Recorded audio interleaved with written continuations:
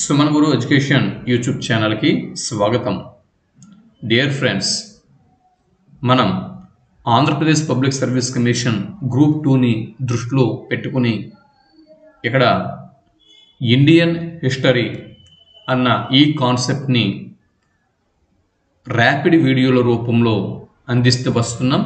ఇప్పటికే 12 ర్యాపిడ్ వీడియోల్ని రూపొందించాం. ఇది 13వ rapid video.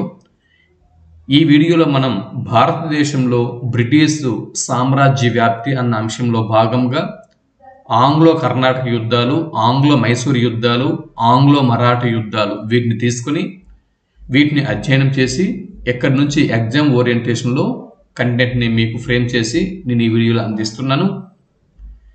ఇక ప్రీవియస్ వీడియోలు చూడని వాళ్ళు ఉంటే ఈ వీడియో క్రింద డిస్క్రిప్షన్లో లింక్ ప్రొవైడ్ చేశాను, ప్లేలిస్ట్ లింకు, అందులో వెళ్ళి చూడండి. ఇంకా డిస్క్రిప్షన్లో ఇంకా మరిన్ని విశేషాలు అంశాలు అనేవి మీకు దొరుకుతాయి, చూడండి వెళ్ళి. సరే, ఇకపోతే ఇంకా టైం వేస్ట్ చేయొద్దు, కంటెంట్ని స్పీడ్గా తీసుకువెళ్దాం. భారతదేశంలో బ్రిటిష్ సామ్రాజ్య వ్యాప్తి, దీనిని చూద్దాం. భారతదేశంలో బ్రిటిష్ సామ్రాజ్య వ్యాప్తి ఇంతకుముందు మనం చెప్పుకున్నాం. ఏంటి?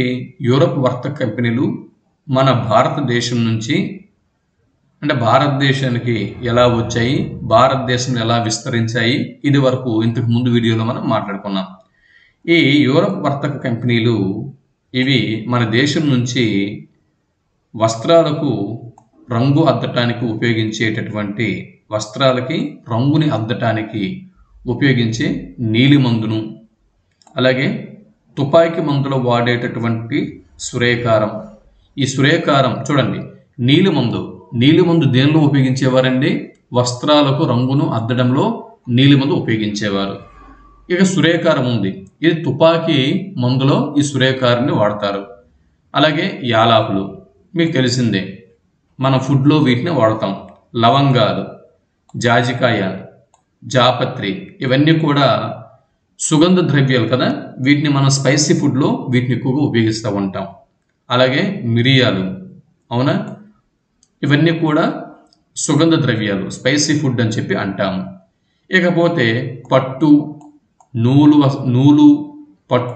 నూలు, మస్లిన్ ఇవన్నీ కూడా అంటే వస్త్రాలకు సంబంధించినవి.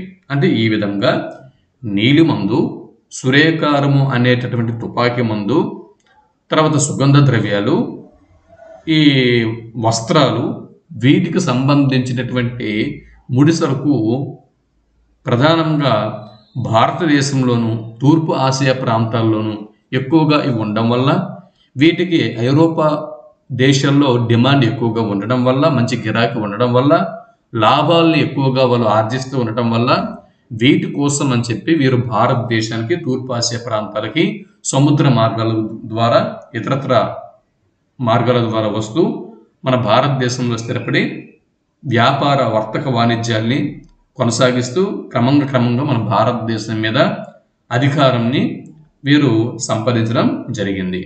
అయితే పై వస్తువులకి వారి దేశంలో మంచి గిరాకీ అనేది ఉండేది, వీరికి మంచి లాభాలు వచ్చేవి. అందువల్ల తూర్పు దేశాలతో వర్తకానికి ప్రోత్సాహం పెరిగి యూరోపియన్ కంపెనీల వారంతా భారతదేశంతో సహా ఆసియా, ఆఫ్రికా ఈ దేశాలన్నింటిలోనూ కూడా వలసలు స్థాపించారు కదా. ఇది ఇంతకు ముందు మనం చెప్పుకున్నటువంటి కాన్సెప్ట్, దానికి కంటిన్యూషన్ ఇది. ఇప్పుడు మొదటగా కర్ణాటక యుద్ధాలు, వీటిని చూద్దాం. మొదటగా మనం కర్ణాటక యుద్ధాలు, ఆంగ్లో కర్ణాటక యుద్ధాలు అంటే ఈ ఆంగ్లో కర్ణాటక యుద్ధాల ద్వారా ఆంగ్లేయులు ఇటు మద్రాసు అటు కర్ణాటక ఈ రెండు ప్రాంతాలలో పూర్తిగా వీరు వారి యొక్క సామ్రాజ్యాన్ని విస్తరిస్తారు.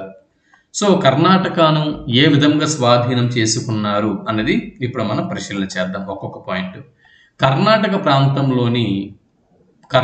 ప్రాంతంలో పాండిచ్చేరి ఏదైతే ఉందో దీన్ని ఫ్రెంచ్ వారు తమ ప్రధాన కేంద్రంగా చేసుకుని అక్కడ నుంచి తమ కార్యకలాపాలు నిర్వహించేవారు. ఓకే, ఫ్రెంచ్ వారి యొక్క ప్రధాన కేంద్రం కర్ణాటకలోని పాండిచ్చేరి అన్న బిట్టు ఇక్కడ మనం గుర్తుపెట్టుకోవలసి ఉంటుంది. సో బిట్టు ఎలా ఫ్రేమ్ చేస్తాడా అనేది మనకు తెలియదు. కాకపోతే ఈ ప్రధాన అంశాలు మనకి గుర్తుంటే బిట్టు ఎలా ఫ్రేమ్ చేసినా కూడా మనం జవాబుని ఐడెంటిఫై చేయగలం. అది జవాబుని మనం అక్కడ ఐడెంటిఫై చేయగలగాలి. లాజికల్గా, సైకలాజికల్గా మనం చదివినటువంటి కంటెంట్ ఏదైతే ఉందో మన చదివిన కంటెంటే వస్తుంది. కాకపోతే వాటిని అప్లికేషన్ మెథడ్లో అడిగినప్పుడు కన్ఫ్యూజ్ అయిపోయి చదివినా కూడా తప్పు పెట్టి వస్తూ ఉంటాం. కాబట్టి అలాంటి మిస్టేక్స్ మనం చేయకూడదు. కర్ణాటక ప్రాంతంలోని పాండిచ్చేరి దీనిని ఫ్రెంచ్ వారు తమ ప్రధాన కేంద్రంగా చేసుకుని వారి యొక్క కార్యకలాపాల్ని నిర్వహించేవారు. ఇది ఒక బిట్టు. ఇక మద్రాసులోని సెయింట్ జార్జ్ కోట, మద్రాసులో సెయింట్ జార్జ్ కోట మద్రాస్, ఎక్కడ నుంచి ఆంగ్లేయులు వారి యొక్క వర్తక వ్యాపారాలని నిర్వహించేవారు. ఓకే, కర్ణాటక ఫ్రెంచ్ వారు, మద్రాసు ఆంగ్లేయులు. ఇకపోతే మద్రాసుకు, పాండిచ్చేరికి, మద్రాసుకు, తమిళనాడులోని మద్రాసుకు, కర్ణాటకలోని పాండిచ్చేరికి, అంటే పాండిచ్చేరి ఫ్రెంచ్ వారిది, మద్రాసు ఆంగ్లేయుల్ని. వీటికి మధ్యన ఆర్కాట్ పట్టణము అనేది ఉంది. వీటికి మధ్యన ఆర్కాట్ పట్టణం అనేది ఉంది. ఈ ఆర్కాట్ పట్టణము నాడు కర్ణాటక రాజధాని. ఓకే, నాటి కర్ణాటక రాజధాని ఈ ఆర్కాటు పట్టణము. ఇది ఒక బిట్టు. ఈ ఆర్కాటు పట్టణమే ఆంగ్లేయులకు ఫ్రెంచ్ వారికి మధ్య స్పర్ధలకు కేంద్రస్థానం అయింది. ఓకే, ఈ ఆర్కాటు పట్టణమే ఈ కర్ణాటక యుద్ధాలకి కేంద్రస్థానంగా నిలిచినటువంటి పట్టణం అన్న విషయం మనం గుర్తుపెట్టుకోవాలి. అంటే ఆంగ్లో కర్ణాటక యుద్ధాలకి అనేకమైన కారణాలు ఉన్నాయి. కారణము ఈ ఒక్క ఆర్కాటు పట్టణమే కాదు. ఆ కారణాలు ఏవో మనం ఆ యుద్ధాల సమయంలో తెలుసుకుందాం. అయితే ఇక్కడ ఆంగ్లేయులకు ఫ్రెంచ్ వారికి మధ్య స్పర్ధలకు, కర్ణాటక యుద్ధాలకు కేంద్ర స్థానంగా నిలిచినటువంటి పట్టణం ఏది అని పర్టికులర్గా అడిగినప్పుడు అప్పుడు ఆర్కాటు పట్టణం అని మనం జవాబు గుర్తించాల్సి ఉంటుంది. ఇది ఇలా ఉండగా ఇప్పుడు ఈ కర్ణాటక యుద్ధాలకు కారణాలు అంటున్నాం కదా, చూడండి ఇది ఒక కారణం. ఏంటి? ఆస్ట్రియా ప్రష్యా, అంటే యూరప్ ఖండంలో ఆస్ట్రియా ప్రష్యా ఈ రాజ్యాల మధ్య క్రీస్తకం 1740 నుంచి 48 ఈ సంవత్సరాలలో ఆ రెండు రాజ్యాల మధ్య యూరప్లో వారసత్వ యుద్ధం అనేది నడిచింది. ఇది కూడా ఇక్కడ భారతదేశంలోని ఆంగ్లేయ ఫ్రెంచ్ కంపెనీల మీద ప్రభావం చూపింది. ఇది కూడా కర్ణాటక యుద్ధానికి ఒక కారణంగా నిలిచింది. సో మరిన్ని కారణాలు ఉన్నాయి, వాటిని పరిశీలన చేద్దాం. మొదటి కర్ణాటక యుద్ధం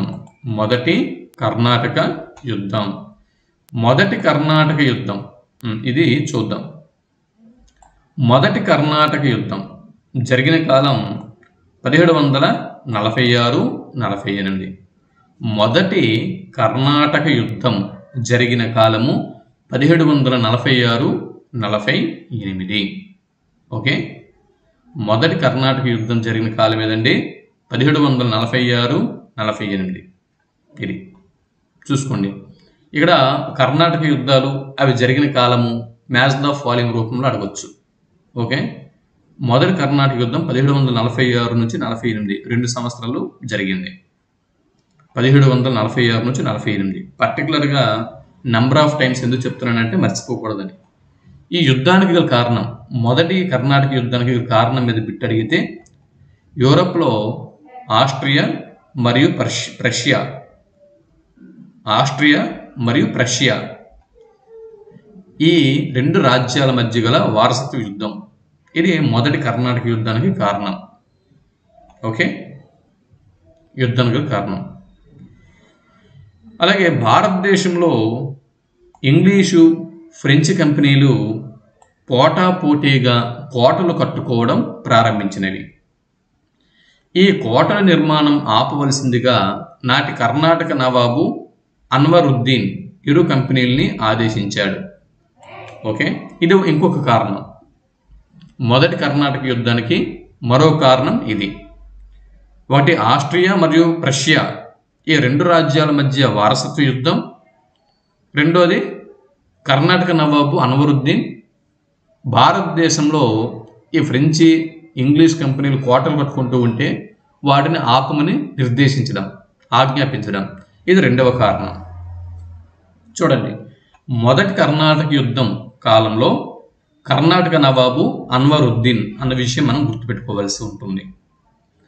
ఈ విధంగా మరి ఈ సందర్భంలో మొదటి కర్ణాటక యుద్ధం సమయంలో ఫ్రెంచి గవర్నర్గా ఎవరున్నారు అని బిట్టుకొస్తే డూప్లే అని మన జవాబు గుర్తించాల్సి ఉంటుంది. ఈ కర్ణాటక నవాబు అన్వరుద్దీన్ ఆజ్ఞలని ఫ్రెంచి గవర్నరు డూప్లే ధిక్కరించాడనమాట. సో మరి రాజు ఆజ్ఞ ధిక్కరిస్తే రాజుకి కోపం రావడం సహజం. ఇక్కడ ఈ ఫ్రెంచి గవర్నర్ డూప్లే ఈ అన్వరుద్దీన్ యొక్క ఆజ్ఞల్ని ధిక్కరించి మద్రాసులో ఉన్నటువంటి ఆంగ్లేయుల యొక్క సెయింట్ జార్జ్ కోటను ఆక్రమించాడు. మరోవైపు తూర్పు తీరంలో నాగపట్నంలో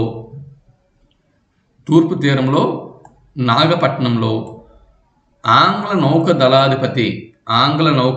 దళాధిపతి బార్నెట్ అనేవాడు 1746లో ఫ్రెంచ్ నౌకల్ని అడ్డగించాడు. ఈ కారణాలన్నీ కూడా మొదటి కర్ణాటక యుద్ధానికి కారణాలే. ఇవన్నీ కూడా కారణాలే. ఆస్ట్రియా మరియు ప్రషియాల మధ్య వారసత్వ యుద్ధం, కర్ణాటక నవాబు యొక్క ఆజ్ఞల్ని డూప్లే ధిక్కరించి ఆంగ్లేయుల కోటను ఆయన ఆక్రమించడం. ఎప్పుడైతే ఆయన ఆంగ్లేయుల కోటను ఆక్రమిస్తాడో మరి ఫ్రెంచి వారు తూర్పు తీరంలో నాగపట్నంలో ఇక్కడ ఈ ఆంగ్ల నౌక దళాధిపతి బార్నెట్ 1746లో ఫ్రెంచి నౌకల్ని అడ్డగించడం, ఇవన్నీ కూడా మొదటి కర్ణాటక యుద్ధానికి కారణాలుగా నిలిచాయి. ఆంగ్లేయులు మద్రాసును తమకు తిరిగి ఇప్పించవలసిందిగా అన్వరుద్దీన్ను వేడుకున్నారు.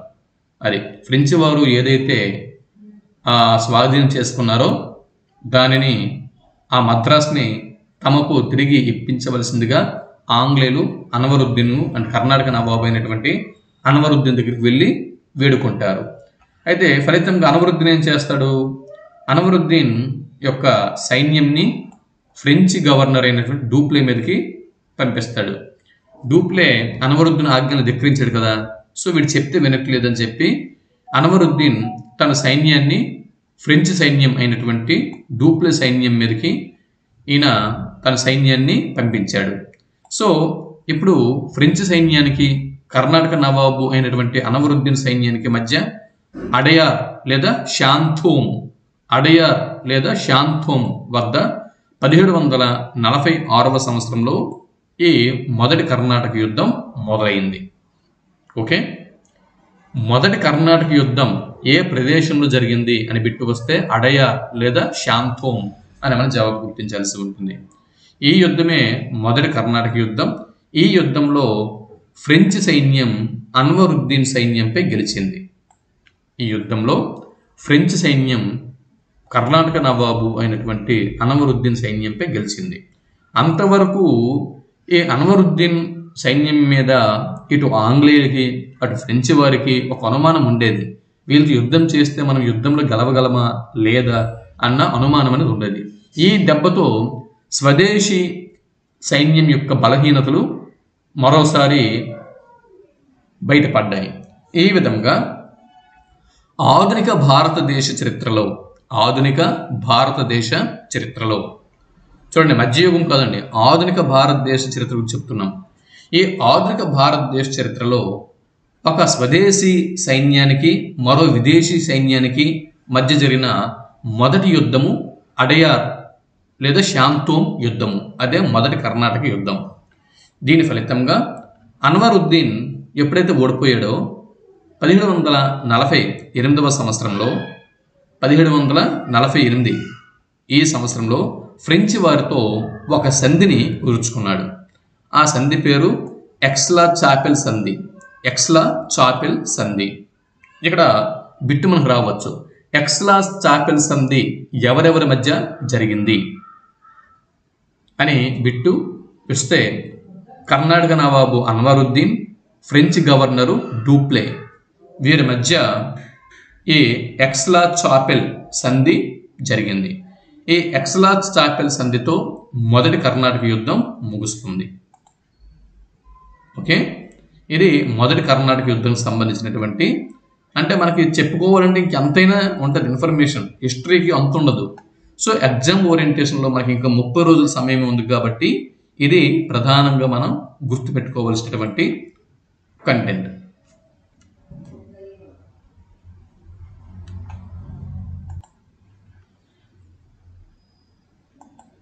ఇప్పుడు రెండవ కర్ణాటక యుద్ధం, దీనిని చూద్దాం. రెండవ కర్ణాటక యుద్ధం, ఇప్పుడు దీనిని చూద్దాం.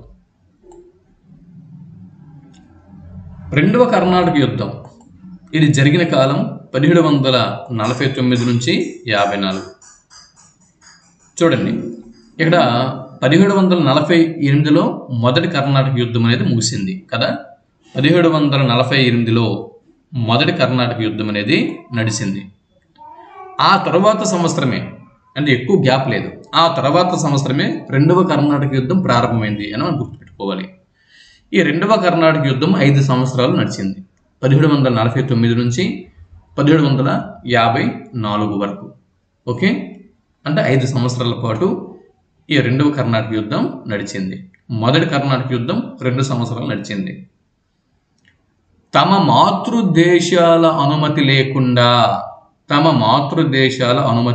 లేకుండా బ్రిటిషు సైన్యము, ఫ్రెంచ్ సైన్యము భారతదేశంలో తలపడిన యుద్ధం రెండవ కర్ణాటక యుద్ధం. ఓకే, ఇదొక బిట్. తర్వాత రెండవ కర్ణాటక యుద్ధానికి గల కారణం ఏంటి? స్థానిక వారసత్వపు తగాదాలలో పై రెండు దేశాల వారు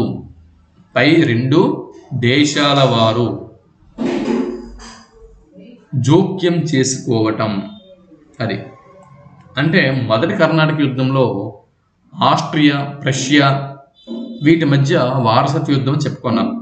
అయితే ఇక్కడ రెండవ కర్ణాటక యుద్ధం వారి దేశాలతో, స్వదేశాలతో సంబంధం లేదు, వారి మాతృదేశాల యొక్క అనుమతి కూడా లేదు, ఏమీ లేకుండా ఇక్కడ బ్రిటిష్, ఫ్రెంచ్ సైన్యాలు స్వతంత్రంగా రెండవ కర్ణాటక యుద్ధంలో తలపడినాయి.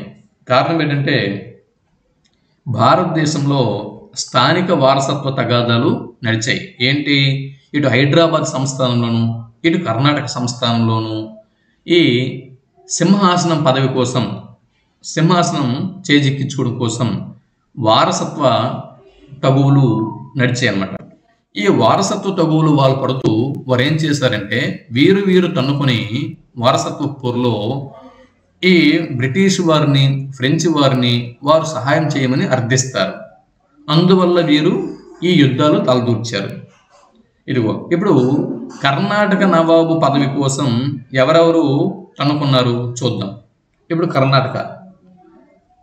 కర్ణాటక పదవి కోసం అన్వరుద్దీన్, మొదటి కర్ణాటక యుద్ధంలో అన్వరుద్దీన్ ఉన్నాడు కాబట్టి అన్వరుద్దీన్తో చందా సాహెబ్, అన్వరుద్దీన్కు మరియు చందా సాహెబ్కు ఈ ఇరువురి మధ్య ఇక్కడ ఈ వారసత్వ పోరు నడిచింది.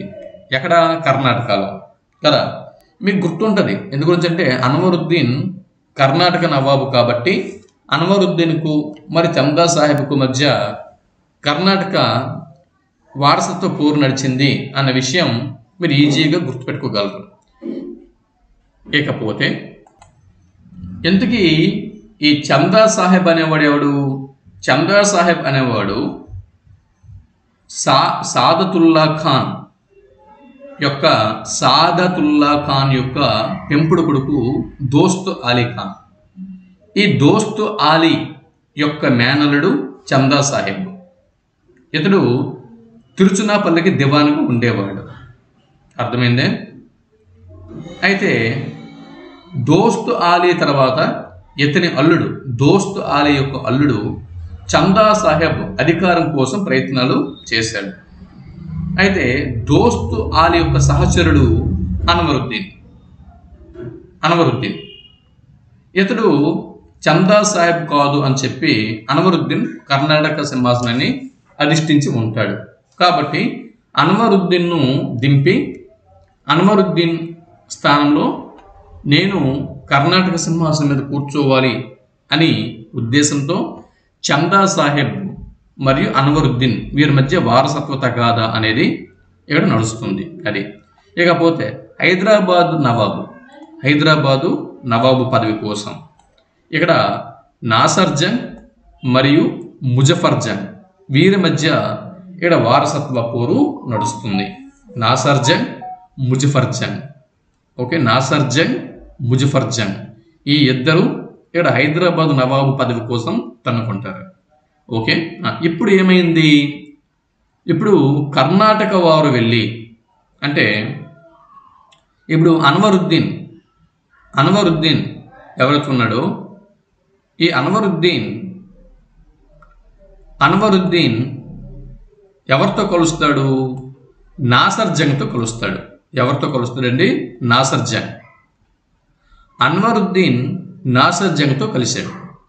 ఓకే, అన్వరుద్దీన్ నాసర్ జంగ్తో కలిశాడు. తర్వాత అన్వరుద్దీన్కి చూడండి, అన్వరుద్దీన్ అనేవాడు మొదటి కర్ణాటక యుద్ధంలో ఫ్రెంచ్ సైన్యం చేతిలో ఓడిపోయాడు కదా.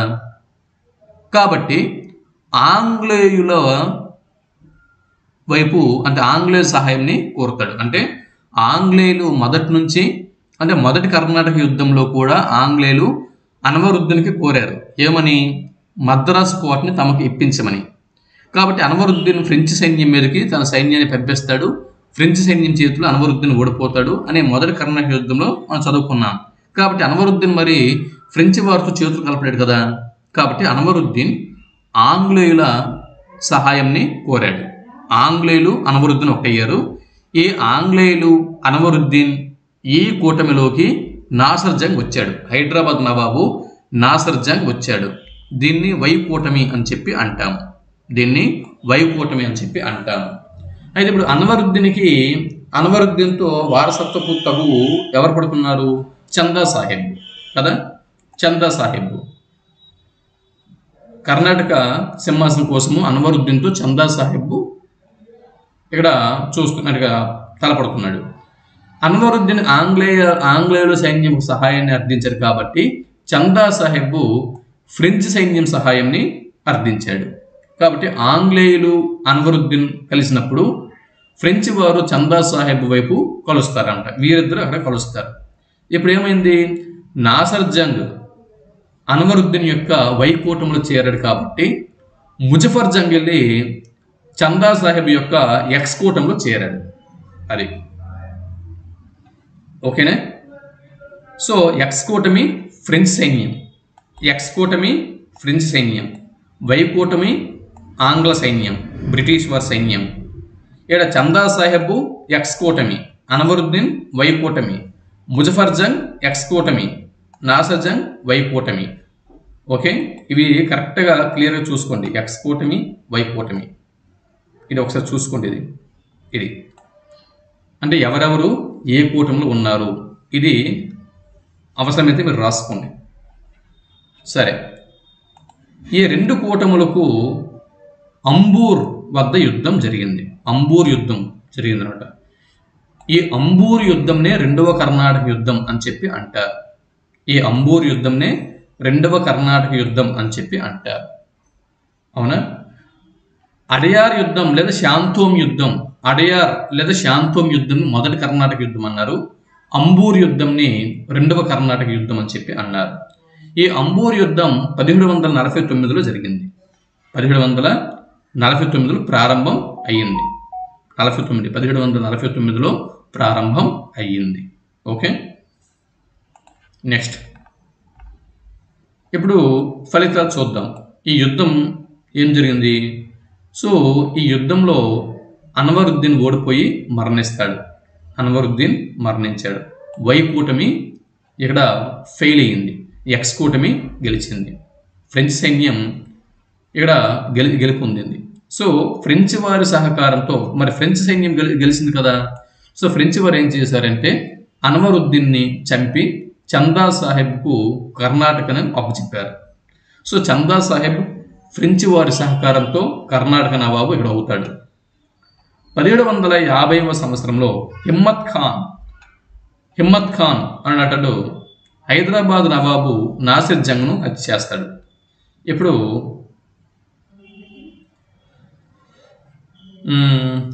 1751వ సంవత్సరంలో రాయచోటి దగ్గర లక్కిరెడ్డిపల్లె గ్రామం వద్ద హిమ్మత్ ఖాన్ చేతిలో ముజఫర్ జంగ్ చంపబడతాడు. ఓకే, ఇక్కడ చూడండి, ఇంతకుముందు హైదరాబాద్ సింహాసనం కోసము ఈ ఇద్దరే కదా కొట్టుకున్నారు, నాసర్ జంగ్ మరియు ముజఫర్ జంగ్. ఈ ఇద్దరిని కూడా హిమ్మత్ ఖాన్ అతడు ఈ ఇద్దరిని కూడా చంపేస్తాడు. మొదటగా నాసిర్ జంగ్ను చంపుతాడు, తర్వాత ముజఫర్ జంగ్ను లక్కిరెడ్డిపల్లె రాయచోటి దగ్గర కడపకు సమీపంలో లక్కిరెడ్డిపల్లె అనే గ్రామం వద్ద హిమ్మత్ ఖాన్ ముజఫర్ జంగ్ని చంపేస్తాడు. అంటే ఇక్కడ ఏమవుతుందంటే, రెండవ కర్ణాటక యుద్ధంలో ఎక్స్కోటమి గెలుస్తుంది కదా. రెండవ కర్ణాటక యుద్ధంలో ఎక్స్కోటమి గెలిచిన తర్వాత ఇక్కడ ఫ్రెంచ్ వారు మరియు ఎక్స్కోటమి నాసర్ జంగ్పై దాడి చేశారు. దాడి చేసి హైదరాబాదులో నాసర్ జంగ్ను వీరు హత్య చేయడానికి ముజఫర్ జంగ్ హిమ్మత్ ఖాన్తో కుట్ర పన్నాడు. ఓకే, చూడండి ఇక్కడ పరిణామాలు ఎలా ఉన్నాయో ఒకసారి చూడండి. ఇక్కడ ఏమైంది అంటే, మళ్ళీ చూడండి ఒకసారి. ఇక్కడ రెండవ కర్ణాటక యుద్ధంలో ఎక్స్కోటమి అనేది విజయం సాధించింది కదా. ఇది విజయం సాధించింది. ఇది విజయం సాధించిన తర్వాత ఏమైంది, ఇక్కడ అనవరుద్దీన్ అతడు రెండవ కర్ణాటక యుద్ధంలో మరణిస్తాడు. అనవరుద్దీన్ అనేవాడు రెండవ కర్ణాటక యుద్ధంలో మరణిస్తాడు. ఓకే, ఇప్పుడు ఆటోమేటిక్గా కర్ణాటక సింహాసనం మీద ఎవరు కూర్చుంటారు? చందా సాహెబ్. ఈయన్ని ఫ్రెంచ్ వారు కర్ణాటక సింహాసనం మీద కూర్చోబెట్టారు. ఓకే, ఇది ఇక్కడ తేలింది. ఇప్పుడు హైదరాబాద్ ఉంది కదా, ఇప్పుడు హైదరాబాద్ సింహాసనం కోసము ఇప్పుడు ఏమైంది, ఆల్రెడీ ఫ్రెంచ్ సైన్యం గెలుస్తుంది కదా. సో ఇది వైకోటి ఓడిపోయింది కదా. ఇప్పుడు ముజఫర్ జంగ్ అన్నతడు ఇక్కడ హైదరాబాద్ సింహాసనం మీద కూర్చోవాలి. ఓకే, కానీ ఇక్కడ నాసర్ జంగ్ ఇంకా ఇక్కడ చనిపోలేదు. నాసర్ జంగ్ ఇక్కడ బతికే ఉన్నాడు. కాబట్టి ఇప్పుడు నాసర్ జంగ్ని చంపాలి. కాబట్టి ముజఫర్ జంగ్ నాసర్ జంగ్ని చంపేందుకు కుట్ర పూనుతాడు. ఓకే, కుట్ర పూనుతాడు. ఇప్పుడు నాసర్ జంగ్ని ఇప్పుడు చంపాలి. నాసర్ జంగ్ని చంపాలి కాబట్టి ఫ్రెంచ్ సైన్యము మరియు ముజఫర్ జంగ్ అనబడేటటువంటి ఈ ఎక్స్కోటమి అనేది నాసర్ జంగ్ మీద కుట్ర పూనుతుంది. ఇప్పుడు హిమ్మత్ ఖాన్ అని అతడు తెర మీదకి వస్తాడు. ఎవరండి? హిమ్మత్ ఖాన్. ఇతడు తెర మీదకి వచ్చాడు. ఈ హిమ్మత్ ఖాన్ అన్నవాడెవడు? కడప మరియు కర్నూలు ఈ ప్రాంతాలలోని నవాబులకు నాయకుడు. ఓకే, అయితే ఈ హిమ్మత్ ఖాన్ యొక్క సహాయంని ముజఫర్ జంగ్ తీసుకుంటాడు. హిమ్మత్ ఖాన్ యొక్క సహాయంతో ముజఫర్ జంగ్ 1950వ సంవత్సరంలో నాసర్ జంగ్ని ఇక్కడ హత్య చేయిస్తాడు. ఓకే, ఇప్పుడు ఇక్కడ నాసర్ జంగ్ కూడా చనిపోయినాడు. ఓకే, 1750లో హిమ్మత్ ఖాన్ యొక్క సహాయంతో ముజఫర్ జంగ్ ఇక్కడ నాసర్ జంగ్ని చంపుతాడు. ఓకేనా? ఇప్పుడు ఏమైంది, ఇక్కడ హైదరాబాద్ సింహాసనం మీద ముజఫర్ జంగ్ కూర్చున్నాడు, కర్ణాటక సింహాసనం మీద చందా సాహెబ్ కూర్చున్నాడు. ఓకే, ఇక్కడ నాసర్ జంగ్ ఓడిపోయాడు, అనవరుద్దీన్ వీరిద్దరు కూడా మరణించారు. అయితే హిమ్మత్ ఖాన్ ఇప్పుడు ముజఫర్ జంగ్ని చంపాడు కదా. చంపిన తర్వాత ఇప్పుడు ఏమవుతుంది?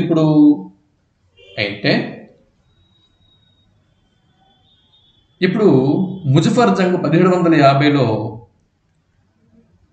ఫ్రెంచ్ వారి మద్దతుతో దక్కన్ సుబేదారుగా ప్రకటించుకుంటాడు. ఓకే, ఇలా కథ నడుస్తూ ఉంది. ఇక్కడ నాసర్ జంగ్ అంటే ముజఫర్ జంగ్ ఉన్నాడు కదా, ఈయనని కూడా ఇదే హిమ్మత్ ఖాన్ ఏ హిమ్మత్ ఖాన్ యొక్క సహాయాన్ని అర్థించాడో ముజఫర్ జంగ్, అదే హిమ్మత్ ఖాన్ 1951 సంవత్సరంలో అంటే నాసర్ జంగ్కు చంపిన తదుపరి సంవత్సరమే ముజఫర్ జంగ్ని కూడా చంపేస్తాడు. ముజఫర్ జంగ్ని కూడా హిమ్మత్ ఖాన్ అన్నతుడు చంపేస్తాడు. కడప, కర్నూలు ఈ ప్రదేశాలలో లక్కిరెడ్డిపల్లి, రాయచోటి వద్ద లక్కిరెడ్డిపల్లి అన్న గ్రామం వద్ద హిమ్మత్ ఖాన్ ముజఫర్ జంగ్ని కూడా చంపేస్తాడు. ఎప్పుడైతే మరి ముజఫర్ జంగ్ చనిపోయినాడు, నాసర్ జంగ్ కూడా చనిపోయినాడు. ఇప్పుడు హైదరాబాదు నవాబ్ ఎవరు అంటే, ఇప్పుడు హైదరాబాదుకి నవాబు నాసర్ జంగ్ సోదరుడు అయినటువంటి సలాబత్ జంగ్. ఇది ఇక్కడ స్టోరీ. సరే, ఇప్పుడు ఫ్రెంచ్ ఇక్కడ చూడండి, 2వ కర్ణాటక యుద్ధంలో అనవరుద్దీన్ మరణించాడు. ఫ్రెంచ్ వారి సహకారంతో చందా సాహెబ్ కర్ణాటక నవాబ్ అయ్యాడు. 1750లో హిమ్మత్ ఖాన్ హైదరాబాద్ నవాబ్ అయిన నాసిర్ జంగ్ను హత్య చేశాడు. ఇప్పుడే చెప్పుకున్నాం. 1751లో చూడండి, రాయచోటి దగ్గర లక్కిరెడ్డిపల్లి గ్రామంలో హిమ్మత్ ఖాన్ చేత ముజఫర్ జంగ్ చంపబడ్డాడు.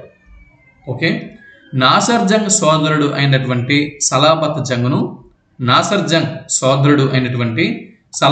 జంగ్ను నిజాం నవాబుగా బుస్సీ అనే ఫ్రెంచ్ గవర్నరు ప్రకటించాడు. ఓకే, ఇది ఇక్కడ 2వ కర్ణాటక యుద్ధం యొక్క ఫలితాలు. 1754 సంవత్సరంలో పాండిచ్చేరి సంధితో 2వ కర్ణాటక యుద్ధం ముగుస్తుంది. ఈ యుద్ధంతో ఆంగ్లేయుల యొక్క ప్రాభవం పెరుగుతుంది. ఫ్రెంచ్ వారి యొక్క ప్రాభవం తర్వాత అంతరిస్తుంది ఈ యుద్ధం తర్వాత. ఓకే, ఇప్పుడు 3వ కర్ణాటక యుద్ధం దీన్ని చూద్దాం. ఇది 3వ కర్ణాటక యుద్ధం 1756 నుంచి 63, 1756 నుంచి 63 ఈ మధ్య కాలంలో 3వ కర్ణాటక యుద్ధం జరిగింది. అంటే 1754లో 2వ కర్ణాటక యుద్ధం అనేది ముగిసింది. 2 సంవత్సరాలు తర్వాత మళ్ళీ 1756లో 3వ కర్ణాటక యుద్ధం మళ్ళీ ప్రారంభమైంది. ఇది 6 సంవత్సరాలు నడిచింది.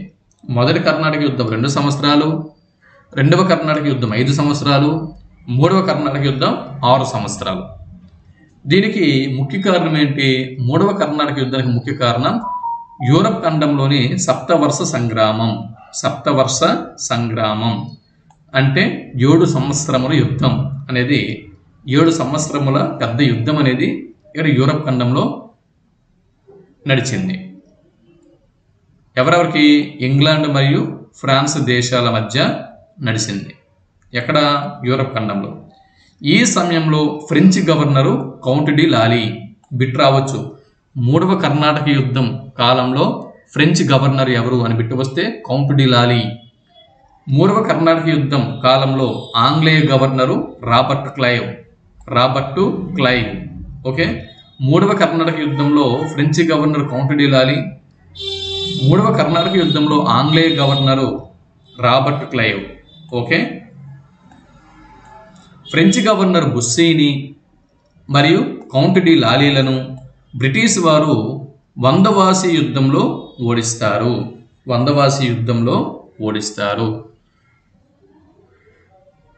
చూడండి, ఫ్రెంచ్ గవర్నర్లు బుస్సీని, కౌంట్ డి లాలీని ఈ ఇరువురిని కూడా బ్రిటిష్ వారు వందవాసి యుద్ధంలో 1760లో ఓడిస్తారు.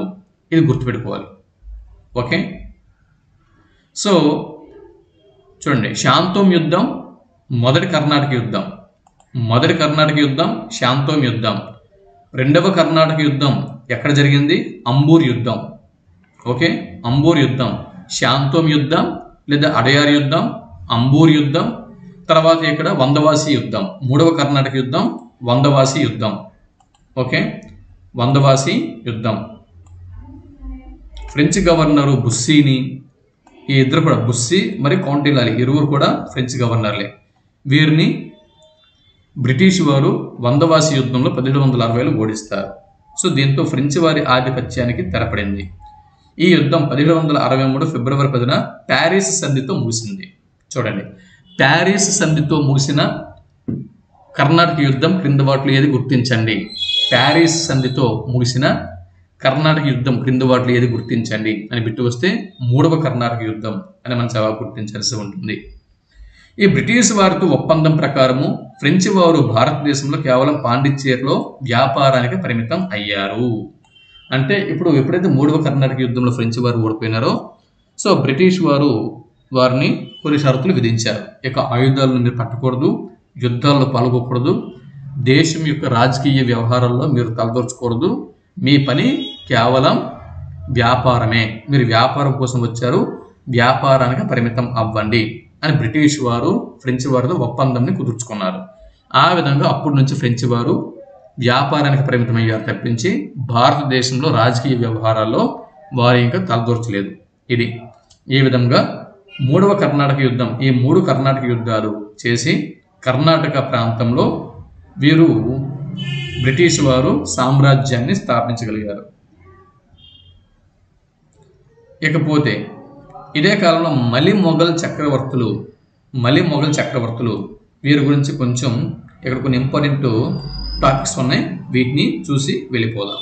ఓకే, మలి మొఘలుల్లో మొదటి వాడు ఎవరు, మలి మొఘల్ చక్రవర్తుల్లో మొదటి వాడు ఎవరు అని బిట్టు వస్తే బహదూర్ షా లేదా షా ఆలం అని జవాబు గుర్తించాల్సి ఉంటుంది. మలి మొఘలుల్లో 2వ పాలకుడు జహాందర్ షా. ఈయన గురించి ఎందుకు ఇక్కడ ప్రస్తావించామంటే 5 చోట్ల జంతర్ మంతర్లను నిర్మించాడు. ఓకే, 5 చోట్ల ఇదిగో జహాందర్ షా అంటే మలి మొఘలుల్లో 2వ చక్రవర్తి అయినడు జహాందర్ షా 5 చోట్ల జంతర్ మంతర్లను నిర్మించాడు. ఆ 5 జంతర్ మంతర్లు ఏవి? జైపూర్, ఢిల్లీ, మధుర, ఉజ్జయిని, వారణాసి. జైపూర్ రాజస్థాన్లోని జైపూర్, ఢిల్లీ, అలాగే మధుర, ఉజ్జయిని, వారణాసి. ఓకే, తర్వాత జహాందర్ షా 1712లో జిజియా పన్నును రద్దు చేశాడు. జిజియా పన్నును ప్రవేశపెట్టినవాడు Mohammed bin Kasim. Okay,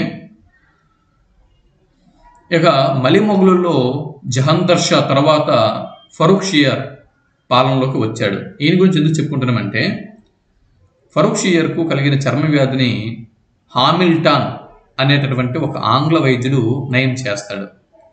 okay, Farooq షియర్కు హామిల్టాన్ చర్మ వ్యాధిని ఇక్కడ తగ్గిస్తాడు. దీనికి కృతజ్ఞతగా ఫరూక్ షియర్ అన్నతడు బంగారు ఫర్మానాలను జారీ చేస్తాడు, కొన్ని రాజు ఆజ్ఞలను జారీ చేస్తాడు. చేసి బ్రిటిష్ వారికి ఇక్కడ వ్యాపారాల కోసం వీటి కోసము కొన్ని అధికారాలు ఇస్తాడు. ఫరూక్ షియర్ సిక్కుల నాయకుడైనటువంటి బందా బహదూర్ షాను హత్య చేస్తాడు. ఇదొక బిట్టు. ఓకే, సిక్కుల నాయకుడైనటువంటి బందా బహదూర్ను హత్య చేసిన మొఘల్ చక్రవర్తి ఎవరు అని బిట్టు వస్తే ఫరూక్ షియర్. అలాగే బంగారు ఫర్మానాలను జారీ చేసినటువంటి మొఘల్ చక్రవర్తి ఎవరు అని బిట్టు వస్తే ఫరూక్ షియర్. నెమలి సింహాసనంపై కూర్చున్న మొదటి మొఘల్ చక్రవర్తి ఎవరు అని బిట్టు వస్తే షాజహాన్. నెమలి సింహాసనం మీద కూర్చున్న చివరి మొఘల్ చక్రవర్తి ఎవరు అని బిట్టు వస్తే మహమ్మద్ షా రంగీలా. రంగీలా అనగా అర్థము విలాస పురుషుడు అని అర్థం. ఓకే, నెక్స్ట్ మలి మొఘలుల్లో షా ఆలం అనే చక్రవర్తి కాలంలోనే మొఘలులు ఢిల్లీని ఆక్రమించుకున్నారు. ఓకే,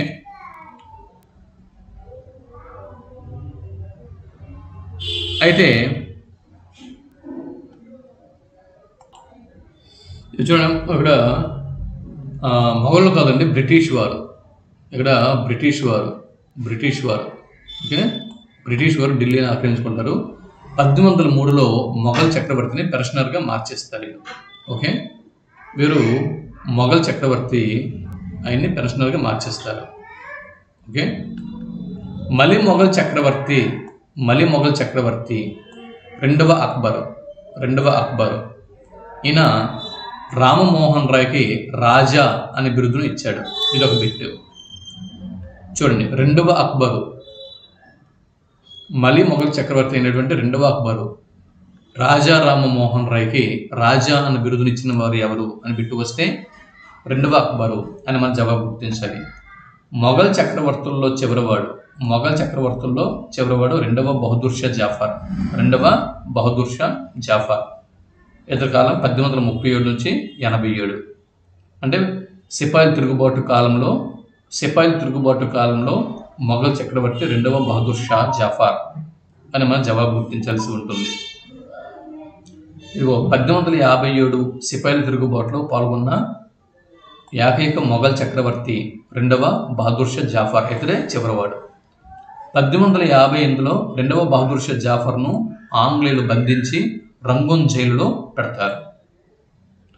సో 1858లో రెండవ బహదూర్ షా చివరి మొఘల్ చక్రవర్తి రెండవ బహదూర్ షా ఎందుకు అంటే సిపాయిల తిరుగుబాటులో పాల్గొనగా బ్రిటిష్ వారికి వ్యతిరేకంగా 1857లో సిపాయిల తిరుగుబాటులో రెండవ బహదూర్ షా పాల్గొన్నడుగా. అందుగురించి ఈ రెండవ బహదూర్ షా జాఫర్ను ఆంగ్లేయులు బంధించి రంగూన్ జైల్లో పెడతారు. రంగూన్ అంటే బర్మా, మయన్మార్. ఓకే, రంగూన్ దీనినే అంటే బర్మా అని చెప్పి అంటారు. ఈ రంగూన్ అనేది బర్మాలో ఉంది. బర్మాని నేడు మనం మయన్మార్ అని చెప్పి అంటున్నాం. ఇక్కడ పెడతారు. 1862వ సంవత్సరంలో రెండవ బహదూర్ షా జాఫర్ అదే రంగూన్ జైల్లో మరణిస్తాడు. సో దీంతో మొఘల్ చరిత్ర అంతమవుతుంది. సో ఇప్పుడు బ్రిటిష్ వారు బెంగాల్ను ఎలా ఆక్రమించుకున్నారు చూద్దాం. ఈ బ్రిటిష్ వారు బెంగాల్ ఆక్రమణ, అలాగే మొఘలుల యొక్క చరిత్ర, ఇవన్నీ నేను ఇంతకుముందు ప్రీవియస్ వీడియోలో చెప్పాను కాబట్టి స్పీడ్గా ముందుకు వెళ్ళిపోదాం, టైం విషయం. భారతదేశంలో ఆంగ్లేయులు ఆక్రమించిన మొదటి స్వదేశీ రాజ్యం బెంగాల్. భారతదేశంలో ఆంగ్లేయులు ఆక్రమించుకున్న మొదటి స్వదేశీ రాజ్యం ఏది అని బిట్టు వస్తే బెంగాల్. స్వతంత్ర బెంగాల్ రాజ్య స్థాపకుడు ఎవరు అని బిట్టు వస్తే ముర్షిద్ కులీ ఖాన్ 1741లో. ఇది ఒక బిట్టు. ఔరంగజేబుచే బెంగాల్ నవాబుగా నియమింపబడిన వాడు ఎవడు అని బిట్టు వస్తే ఆలీ వర్దీ ఖాన్. వీటి చరిత్ర ఇదివరకు నేను చెప్పానండి. ఇదివరకు నేను దీని గురించి వివరించి ఉన్నాను. దక్కన్లో కర్ణాటక యుద్ధాల సమయంలో బెంగాల్ నవాబు అంటే దక్కన్లో కర్ణాటక యుద్ధాలు జరుగుతున్నప్పుడు బెంగాల్ నవాబుకి ఎవరు ఉన్నారు అని బిట్టు వస్తే ఆలీ వర్దీ ఖాన్. ఆలీ వర్దీ కాలంలోనే బెంగాల్లో మొదటి ఆంగ్లేయుల ఫ్యాక్టరీ హూగ్లీ వద్ద వెలిసింది. ఓకే, బెంగాల్లో మొదటి ఆంగ్లేయుల ఫ్యాక్టరీ హూగ్లీ వద్ద ఏర్పడినప్పుడు ఉన్నటువంటి బెంగాల్ నవాబు ఎవరు అని బిట్టు వస్తే ఆలీ వర్దీ ఖాన్ అని జవాబు గుర్తించాల్సి ఉంటుంది. ఆలీ వర్దీ ఖాన్ తర్వాతి బెంగాల్ పాలకుడు సిరాజుద్దౌలా. కలకత్తా చీకటి గది ఉదంతం లేదా బ్లాక్ హోల్ ట్రాజడీతో సంబంధం ఉన్న బెంగాల్ నవాబు ఎవరు అని బిట్టు వస్తే సిరాజుద్దౌలా అని జవాబు గుర్తించాల్సి ఉంటుంది. సిరాజుద్దౌలా అనగానే మనకి కలకత్తా చీకటి గది ఉదంతం లేదా black hole tragedy of Calcutta ఇది గుర్తు రావాల్సి ఉంటుంది. కలకత్తా చీకటి గది లేదా బ్లాక్ హోల్ ట్రాజడీ జరిగిన కాలం ఇది ఇయర్ గుర్తుపెట్టుకోండి. 1756 జూన్ 20 ఈ డేట్ గుర్తుపెట్టుకోండి. కలకత్తా చీకటి గది 1756 జూన్ 20న జరిగింది. కలకత్తా చీకటి గది బ్లాక్ హోల్ ట్రాజడీ ఇది సిరాజుద్దౌలా ఈయన కలకత్తాలోని విలియం కోటపై 1756 జూన్ 20న దాడి చేసి, విలియం కోట ఎవరిది? బ్రిటిష్ వారిది. 1756 జూన్ 20న దాడి చేసి 146 మంది ఆంగ్ల సైనికులను చిన్న చీకటి గదిలో బంధించగా అందులో 123 మంది ఊపిరాడక మరణిస్తారు. ఓకే, సో ఈ కలకత్తా చీకటి గది బ్లాక్ హోల్ ట్రాజడీలో బ్రతికిన ఆంగ్లేయ సైనికుల్లో ఒకడు హాల్వెల్. ఇతడు ద బ్లాక్ హోల్ ట్రాజడీ అనేటటువంటి గ్రంథాన్ని రచిస్తాడు. ఓకే, ఎవరు? హాల్వెల్. తర్వాత 1757లో అంటే ఈ బ్లాక్ హోల్ ట్రాజడీకి ప్రతీకారంగా క్రీస్తు శకం 1757లో సిరాజ్ ఉద్ దౌలాకు బ్రిటిష్ వారికి మధ్య ఒక అంటే ఈ ప్లాసీ యుద్ధం నడుస్తున్నది కాదు, ఇక్కడ ఒక సంధి జరుగుతుంది. ఆ సంధి ఆలీనగర్ సంధి. చూడండి, ఆలీనగర్ సంధి ఎవరెవరి మధ్య నడిచింది అని బిట్టు వస్తే 1757లో సిరాజ్ ఉద్ దౌలాకు బ్రిటిష్ వారికి మధ్య జరిగింది. ఓకే, తర్వాత చూద్దాం. చూడండి, అది కలకత్తా బ్లాక్ హోల్ ట్రాజడీ ఏదైతే ఉందో దీనివల్ల జరిగిన యుద్ధం ప్లాసీ యుద్ధం. ఎప్పుడు జరిగింది? 1757 జూన్ 23. ఇది ఒక బిట్టు. ప్లాసీ యుద్ధం ఎవరెవరి మధ్య జరిగింది? సిరాజ్ ఉద్ దౌలాకి మరియు బెంగాల్ నవాబు. చూడండి, సిరాజ్ ఉద్ దౌలా అన్న బెంగాల్ నవాబుకి, రాబర్ట్ క్లైవ్ అన్న ఆంగ్లేయ గవర్నర్ జనరల్కి వీరి మధ్య జరిగింది. రాబర్ట్ క్లైవ్ బ్రిటిష్ అధికారి, రాబర్ట్ క్లైవ్ మరియు సిరాజ్ ఉద్ దౌలా అన్న బెంగాల్ నవాబు వీరి మధ్య ప్లాసీ యుద్ధం అనేది నడిచింది. ప్లాసీ యుద్ధంలో సిరాజ్ ఉద్ దౌలా ఓడిపోతాడు.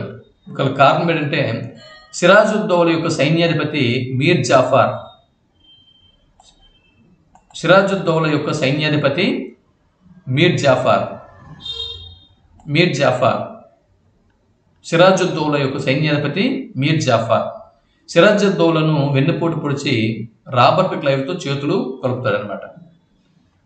సో ఈ విధంగా ఎప్పుడైతే సిరాజ్ ఉద్ దౌలా యొక్క సైన్యాధిపతి మీర్ జాఫర్ సిరాజ్ ఉద్ దౌలాకు వెన్నుపోటు పొడిచి రాబర్ట్ క్లైవ్తో చేతులు కలిపాడో సిరాజ్ ఉద్ దౌలా ప్లాసీ యుద్ధంలో మరణిస్తాడు.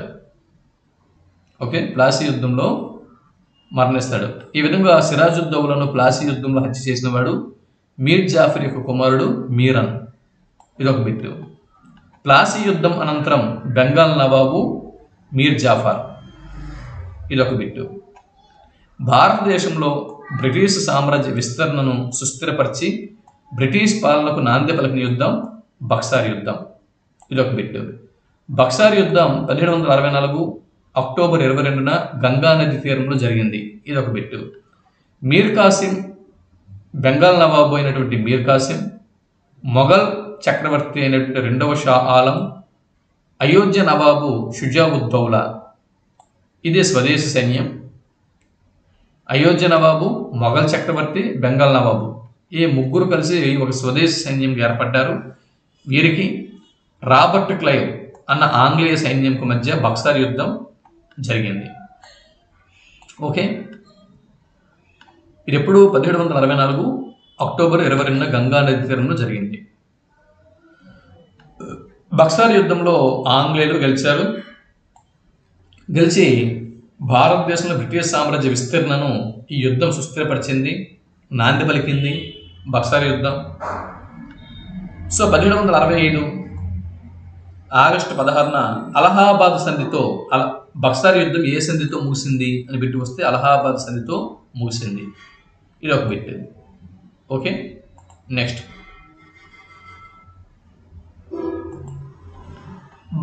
తర్వాత బెంగాల్లో ద్వంద్వ ప్రభుత్వం అనేది ఏర్పడింది. ఏంటి ద్వంద్వ ప్రభుత్వం అనగా ఖర్చుతో కూడిన పాలనా భారం నవాబుది, ఖర్చుతో కూడినటువంటి పాలనా భారం అంతా నవాబుది. పన్నుల వసూలు అధికారము, సైనిక అధికారాలు అంతా కూడా దివానీ అధికారం పొందినటువంటి రాబర్ట్ క్లైవ్ది. పన్నులు, సైనిక అధికారాలు అంటే ఇప్పుడు ఒక రాజ్యాన్ని నడిపించవలసినటువంటి ధనము, సైన్యము అంతా కూడా రాబర్ట్ క్లైవ్లో ఉంది. ఓన్లీ పాలన ఖర్చులు మాత్రమే బెంగాల్ నవాబ్కి వెళ్ళినాయి. సో ఇది ఎలా పాసిబుల్? కాబట్టి ఇది ఫెయిల్ అయింది. అది తర్వాత ఇప్పుడు ఆంగ్లో మైసూర్ యుద్ధాలని చూద్దాం. ఆంగ్లో మైసూర్ యుద్ధాలని చూద్దాం. విజయనగర సామ్రాజ్య పతనం అనంతరం మైసూర్ను వడయార్ వంశస్థులు పాలించారు. ఇది ఒక బిట్టు. ఆధునిక స్వతంత్ర మైసూర్ రాజ్య స్థాపకుడు ఎవరు అని బిట్టు వస్తే 3వ కృష్ణరాజు వడయార్. ఇది ఒక బిట్టు. వడయార్ వంశం నుంచి 1761లో మైసూర్ను ఆక్రమించిన వారు ఎవరు? జవాబు హైదర్ అలీ. వడియార్ వంశం నుంచి 1761లో మైసూర్ను స్వాధీనం చేసుకున్నవాడు హైదర్ అలీ. హైదర్ అలీ ఫ్రెంచ్ సహకారంతో దుండిగల్లో ఆధునిక ఆయుధ కర్మాగారం నిర్మించాడు. దుండిగల్లో ఆధునిక ఆయుధ కర్మాగారంను నిర్మించిన వారు ఎవరు అని బిట్టు వస్తే హైదర్ అలీ, అందులో సహకరించిన వారు ఎవరు అని బిట్టు వస్తే ఫ్రెంచ్ వారు. హైదర్ అలీ ఫ్రెంచ్ వారి చేత మైసూర్ సైన్యానికి శిక్షణ ఇప్పిస్తాడు. ఇక హైదర్ అలీ కుమారుడు టిప్పు సుల్తాన్. టిప్పు సుల్తాన్ యొక్క అసలు పేరు ఫతే అలీ ఖాన్. తన రాజ్యంలో చూడండి, టిప్పు సుల్తాను తన రాజ్యంలో నూతన క్యాలెండర్ను ప్రవేశపెట్టాడు, నూతన తూనికల్ని ప్రవేశపెట్టాడు, నూతన కొలతల్ని ప్రవేశపెట్టాడు, నూతన పరిశ్రమల్ని స్థాపించాడు. ఇటువంటి సంస్కరణలు తన రాజ్యంలో చేపట్టినవాడు టిప్పు సుల్తాన్. ఇదొక బిట్టు. అలాగే మంగుళూరు రేవుపట్నాన్ని అభివృద్ధి పరిచిన వాడు టిప్పు సుల్తాన్. ఇదొక బిట్టు. మైసూర్ రాజ్యంలో బ్యాంకింగ్ వ్యవస్థను ప్రవేశపెట్టిన వాడు టిప్పు సుల్తాన్. ఇదొక బిట్టు. టిప్పు సుల్తాన్ నూతన రాకెట్ల తయారీని ప్రయోగాలను అభివృద్ధి పరిచాడు. నూతన రాకెట్ల తయారీని ప్రయోగాలను అభివృద్ధి పరిచిన వాడు టిప్పు. శృంగేరి శారదా పీఠంకు భూరి విరాళాలను ఇప్పించిన వాడు టిప్పు సుల్తాన్. ఇదొక బిట్టు. ఓకే, టిప్పు చూడండి, శ్రీరంగపట్నంలో స్వేచ్ఛ వృక్షంని, ట్రీ ఆఫ్ లిబర్టీని నాటిన వారు ఎవరు అని బిట్టు వస్తే టిప్పు సుల్తాన్. శ్రీరంగపట్నంలో రంగనాథ స్వామి ఆలయం పక్కన టిప్పు తన వేసవి విడిదిని నిర్మించుకున్నాడు. ఇదొక బిట్టు. రంగనాథ స్వామి ఆలయం పక్కన గుర్తుపెట్టుకోండి. ఆంగ్లో మైసూర్ యుద్ధాలు మొత్తం 4 జరుగుతాయి. మొత్తం 4. ఆంగ్లో కర్ణాటక యుద్ధాలు 3, ఆంగ్లో మైసూర్ యుద్ధాలు 4. ఓకే, చూసుకోండి. ఆంగ్లో కర్ణాటక యుద్ధాలు 3, ఆంగ్లో మైసూర్ యుద్ధాలు 4. ఇప్పుడు మొదటి ఆంగ్లో మైసూర్ యుద్ధం చూద్దాం. జరిగిన కాలం 1767 నుంచి 69. ఇది హైదర్ అలీకి ఆంగ్లేయ సైన్యంకు మధ్య జరిగింది. హైదర్ అలీ మరియు ఆంగ్లేయ సైన్యం. ఓకే, బ్రిటిష్ సైన్యంకు హైదర్ అలీకి మధ్య ఆంగ్ల మైసూర్ యుద్ధం 1 నడిచింది. సో హైదర్ అలీ పై చేయి సాధించాడు. ఇది 1769లో మద్రాసు సంధితో ముగిసింది. 1769లో మద్రాసు సంధితో ముగిసింది, గుర్తుపెట్టుకోండి. నెక్స్ట్ ఆంగ్లో మైసూర్ యుద్ధం 2, రెండవ ఆంగ్లో మైసూర్ యుద్ధం. జరిగిన కాలం 1780-84. 1780-84 ఆంగ్లో మైసూర్ యుద్ధం 1780-84. ఈ యుద్ధం సమయంలో బ్రిటిష్ గవర్నరు వారన్ హేస్టింగ్స్. ఈ యుద్ధం సమయంలో బ్రిటిష్ గవర్నరు ఎవరండి? రెండవ ఆంగ్లో మైసూర్ యుద్ధం కాలంలో బ్రిటిష్ గవర్నర్ ఎవరు అని బిట్టు వస్తే వారన్ హేస్టింగ్స్. రెండవ ఆంగ్లో మైసూర్ యుద్ధంలో కూడా మొదట హైదర్ అలీ పై చేయి సాధించాడు. అయితే ఈ యుద్ధం జరుగుతుండగానే 1782లో హైదర్ అలీ క్యాన్సర్ వ్యాధితో మరణిస్తాడు, గుర్తుపెట్టుకోండి. ఏ యుద్ధం సమయంలో హైదర్ అలీ క్యాన్సర్ వ్యాధితో మరణిస్తాడు అని బిట్టు వస్తే ఆంగ్లో మైసూర్ యుద్ధం 2. ఓకే, లేదా ఆంగ్లో మైసూర్ యుద్ధం, రెండవ ఆంగ్లో మైసూర్ యుద్ధం జరుగుతున్నప్పుడు హైదర్ అలీ ఎలా మరణించాడు అని బిట్టు వస్తే క్యాన్సర్ వ్యాధితో. ఈ యుద్ధాన్ని తండ్రి చనిపోయిన తర్వాత కొడుకు టిప్పు సుల్తాన్ నడిపించాడు. చివరికి 1784లో మంగుళూరు సంధి ద్వారా ఈ యుద్ధం ముగిసింది. చూడండి, 1784లో మంగుళూరు సంధి ద్వారా ముగిసిన యుద్ధం ఏది అని బిట్టు వస్తే మంగుళూరు సంధి ద్వారా ముగిసిన ఆంగ్లో మైసూర్ యుద్ధం ఏది అని బిట్టు వస్తే రెండవ ఆంగ్లో మైసూర్ యుద్ధం. ఓకే, నెక్స్ట్ ఆంగ్లో మైసూర్ యుద్ధం 3, మూడవ ఆంగ్లో మైసూర్ యుద్ధం. ఇది 1790 నుంచి 92 మధ్య జరిగింది. కారణం 1790లో టిప్పు ట్రావెన్కోర్ను ఆక్రమించుకోవడం వల్ల. టిప్పు సుల్తాన్ 1790లో ట్రావెన్కోర్ను ఆక్రమించుకుంటాడు. దీనివల్ల మరోసారి ఆంగ్లో మైసూర్ యుద్ధం 3 అనేది ప్రారంభం అయ్యింది. ఈ యుద్ధంలో British governor general Anglo Mysore యుద్ధం మూడవ ఆంగ్లో మైసూర్ యుద్ధం ఎవరెవరి మధ్య జరిగింది అని బిట్టు వస్తే బ్రిటిష్ గవర్నర్ జనరల్ అయినటువంటి కార్న్ వాలిస్కు మరియు టిప్పు సుల్తాన్కు అని మనం జవాబు గుర్తించాల్సి ఉంటుంది. అలాగే హైదర్ అలీ, టిప్పు సుల్తాన్ ఇరువురు పాల్గొన్న మైసూర్ యుద్ధం ఏది అని బిట్టు వస్తే రెండవ ఆంగ్ల మైసూర్ యుద్ధం. చూడండి, హైదర్ అలీ యొక్క కుమారుడు టిప్పు సుల్తాన్ ఇరువురు కూడా ఇద్దరు పాల్గొన్న మైసూర్ యుద్ధం ఏది అని బిట్టు వస్తే ఆంగ్ల మైసూర్ యుద్ధం రెండవ ఆంగ్ల మైసూర్ యుద్ధం అని మనం గుర్తించాల్సి ఉంటుంది. టిప్పు సుల్తాన్కు కార్న్ వాలిస్కు మధ్య నడిచినటువంటి ఆంగ్ల మైసూర్ యుద్ధం ఏది అని బిట్టు వస్తే మూడవ ఆంగ్ల మైసూర్ యుద్ధం అని జవాబు గుర్తించాల్సి ఉంటుంది. అలాగే హైదర్ అలీ అంటే మొదటి ఆంగ్ల మైసూర్ యుద్ధంని ప్రారంభించిన మైసూర్ నవాబ్ ఎవరు అని బిట్టు వస్తే హైదర్ అలీ. అయితే ఆంగ్ల మైసూర్ యుద్ధం మూడవ ఆంగ్ల మైసూర్ యుద్ధం, ఈ యుద్ధంలో నిజాం మరియు మరాఠా పేష్వాలు ఆంగ్లేయులతో జతకట్టారు. అందువల్ల ఈ యుద్ధంలో టిప్పు ఓడిపోతాడు. ఇకపోతే మూడవ మైసూర్ యుద్ధం ఏ సంధితో ముగిసింది అని బిట్టు వస్తే శ్రీరంగపట్నం సంధితో ముగిసింది.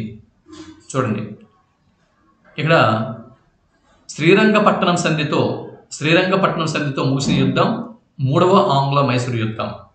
మంగుళూరు సంధితో ముగిసిన యుద్ధం రెండవ ఆంగ్లో మైసూర్ యుద్ధం. అలాగే మద్రాసు సంధితో చూడండి, మొదటి మైసూర్ యుద్ధం మద్రాసు సంధితో ముగిసింది, రెండవ మైసూర్ యుద్ధం మంగుళూరు సంధితో ముగిసింది, మూడవ మైసూర్ యుద్ధం శ్రీరంగపట్నం సంధితో ముగిసింది. ఓకే, శ్రీరంగపట్నం సంధితో ముగిసింది. ఈ శ్రీరంగపట్నం సంధి ఎవరెవరి మధ్య జరిగింది అని పెట్టి వస్తే టిప్పు మరియు కార్న్ వాలిస్ల మధ్య జరిగింది 1792. ఓకే, ఇక నాలుగవ ఆంగ్ల మైసూర్ యుద్ధం,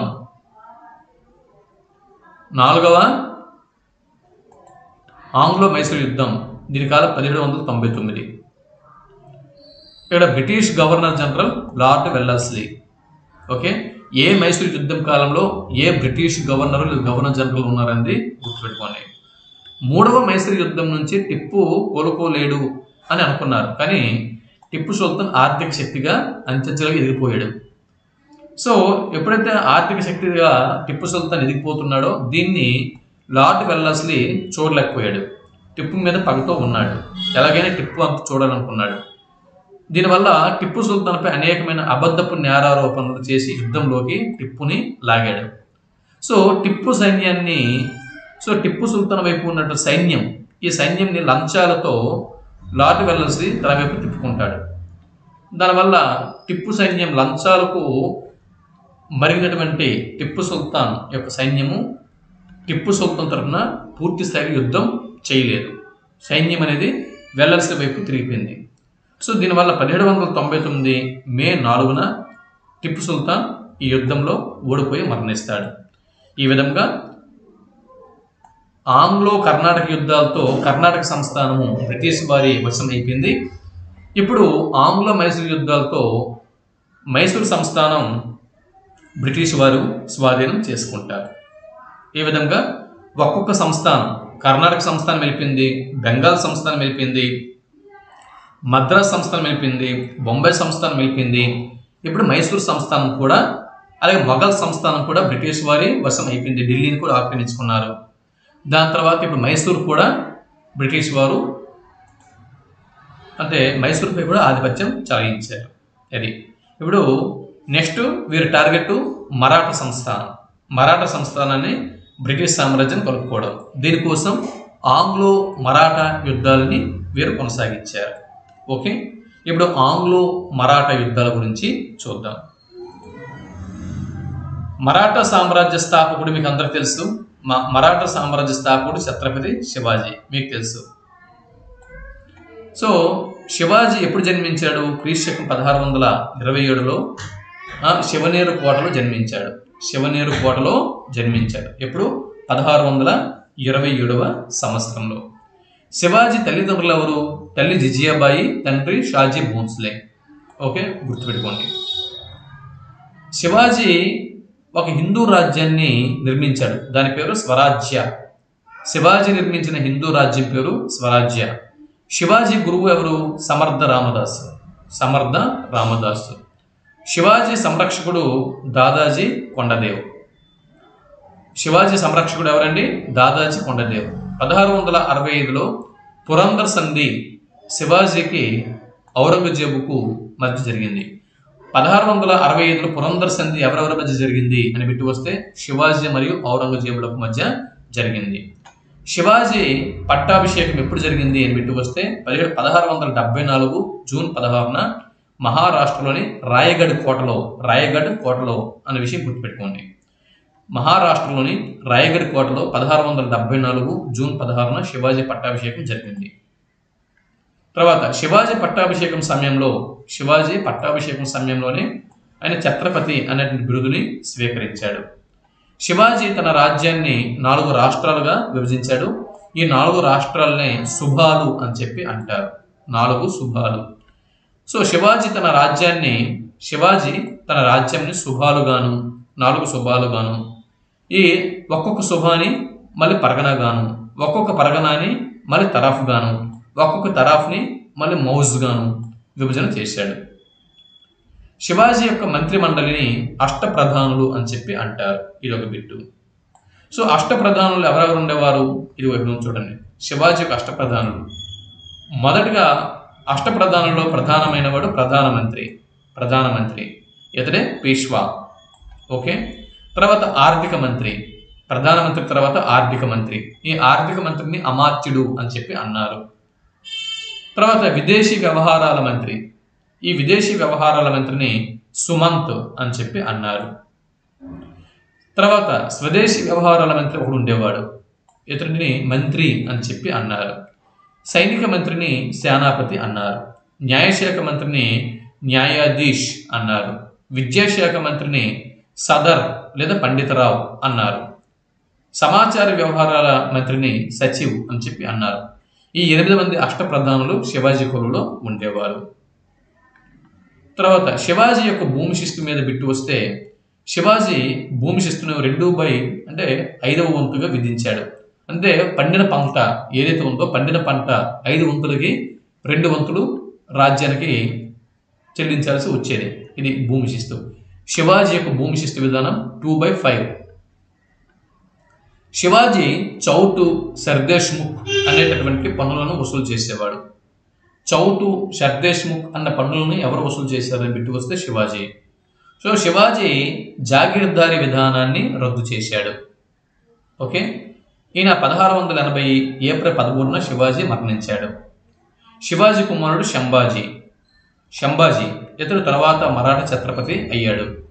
సో 1689లో సంగమేశ్వర్ యుద్ధం అనేది జరుగుతుంది.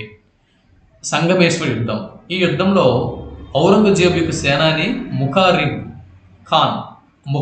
ఖాన్ చేతిలో శంభాజీ మరణిస్తాడు. ఇదొక బిట్టు. తర్వాత మరాఠా పాలకుడు శివాజీ మనవడు సాహు ఛత్రపతి అవుతాడు. ఇతడు చూడండి, సాహు ఛత్రపతి శివాజీ యొక్క మనవడు. ఇతడు అన్ని పరిపాలనా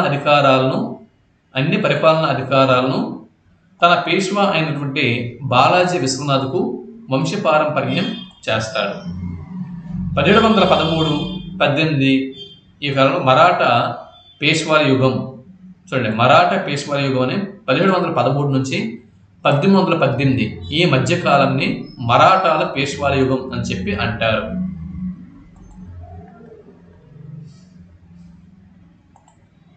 ఇదొక బిట్టు. పేష్వాలు చిత్పవన్ బ్రాహ్మణ కులానికి చెందినవారు. ఇదొక బిట్టు. మొదటి పేష్వా బాలాజీ విశ్వనాథ్. ఇదొక బిట్టు. తర్వాత పేష్వా మొదటి బాజీరావు. ఇదొక బిట్టు. పేష్వాలలో గొప్పవాడు ఎవరు అంటే పేష్వాలలో గొప్పవాడు శివాజీతో పోల్చదగిన వాడు ఎవడు అని బిట్టు వస్తే మొదటి బాజీరావు. చెట్టు మొదలను నరకండి, కొమ్మలు వాటంతటా అవే వాడిపోతాయి అనే నినాదం ఎవరిది అని బిట్టు వస్తే మొదటి బాజీరావుది. తర్వాత మరాఠా పేష్వా బాలాజీ బాజీరావు. ఇతనినే నానా సాహెబ్ అని చెప్పి అంటారు. ఇదొక బిట్టు. 1761లో మూడవ పానిపట్ యుద్ధం జరుగుతుంది. ఇదొక బిట్టు. మూడవ పానిపట్ యుద్ధం ఎవరెవరి మధ్య జరిగింది? మరాఠా సర్దారులు, మొఘల్ సైన్యం. అంటే మరాఠా సర్దారులకు అనుకూలమైనటువంటి మొఘల్ సైన్యం వీరికి, మరియు మహమ్మద్ షా అబ్దాలి అన్నటువంటి పర్షియా చక్రవర్తికి. ఈ రెండు కూటముల మధ్య మూడవ పానిపట్ యుద్ధం అనేది నడిచింది. సో పర్షియా చక్రవర్తి అహ్మద్ షా అబ్దాలి ఈ మూడవ పానిపట్ యుద్ధంలో గెలిచాడు. మరాఠా సర్దార్లు ఓడిపోతారు. సో తర్వాత మరాఠా పేష్వాలు 1వ మాధవరావు, నారాయణరావు తర్వాతి మరాఠా పేష్వాలు. పేష్వా పదవి కోసం నారాయణరావుని హతమార్చిన వారు ఎవరు అని బిట్టు వస్తే రఘునాథరావు లేదా రాఘోబా. ఇదొక బిట్టు. పేష్వా పదవి కోసం ఆంగ్లేయులతో రాఘోబా జరిపిన సంధి ఏది? జవాబు 1775 నాటి సూరత్ సంధి. ఇదొక బిట్టు. తమ అంతరంగిక వ్యవహారాల్లో జోక్యం చేసుకుంటున్నందువల్ల మరాఠాలు ఆంగ్లేయులతో యుద్ధం చేయాల్సి వచ్చింది. అది అంటే మరాఠా సామ్రాజ్యంలో అంతరంగిక వ్యవహారాలలో ఆంగ్లేయుల జోక్యం పెరిగిపోయింది. అందువల్ల మరాఠాలు ఆంగ్లేయులతో యుద్ధాలు చేయాల్సి వచ్చింది. ఇవే ఆంగ్లో మరాఠా యుద్ధాలు. ఈ ఆంగ్లో మరాఠా యుద్ధాలు మొత్తం 3 జరిగాయి. మొత్తం 3 ఆంగ్లో మరాఠా యుద్ధాలు అనేవి జరిగాయి. ఇక్కడ చూడండి, మొదటి ఆంగ్లో మరాఠా యుద్ధం. మొదటి ఆంగ్లో మరాఠా యుద్ధం 1775 నుంచి 1782 ఈ కాలంలో నడిచింది. మొదటి ఆంగ్లో మరాఠా యుద్ధం కాలంలో బ్రిటిష్ గవర్నర్ జనరల్ ఎవరు? జవాబు లార్డ్ వారన్ హేస్టింగ్స్. మరి ఈ మొదటి మరాఠా యుద్ధంలో మరాఠా కూటమి నాయకులు ఎవరు అని బిట్టు వస్తే మహాదాదాజీ సింధియా మరియు నానా ఫడ్నవీస్. నానా ఫడ్నవీస్ అంటే అసలు పేరు బాలాజీ జనార్దన పండిట్. బాలాజీ జనార్దన పండిట్నే నానా ఫడ్నవీస్ అంటారు. ఇదొక బిట్. ఈ విధంగా బాలాజీ జనార్దన పండిట్ అనబడేటటువంటి నానా ఫడ్నవీస్కు, మహాదాది సింధియా ఈ ఇరువురు మరాఠా కూటమికి నాయకత్వం వహించారు. 1782లో సాల్భే సంధితో ముగిసింది. సాల్భే సంధితో ముగిసిన యుద్ధం క్రింద వాటిలో ఏది? మొదటి మరాఠా యుద్ధం. దీని సాల్భే సంధి ప్రకారం సాల్సెట్టి, బస్సై ఈ ప్రాంతాలు ఆంగ్లేయులు వశపరుచుకున్నారు. సాల్భే సంధి ప్రకారం 11వ మాధవరావును ఆంగ్లేయులు మరాఠా పేష్వాగా అంగీకరిస్తారు. ఓకే, ఇది మొదటి ఆంగ్లో మరాఠా యుద్ధం యొక్క కంటెంట్. ఇప్పుడు రెండవ ఆంగ్లో మరాఠా యుద్ధం, దీనిని చూద్దాం. ఇది జరిగిన కాలం 1803 నుంచి 1805.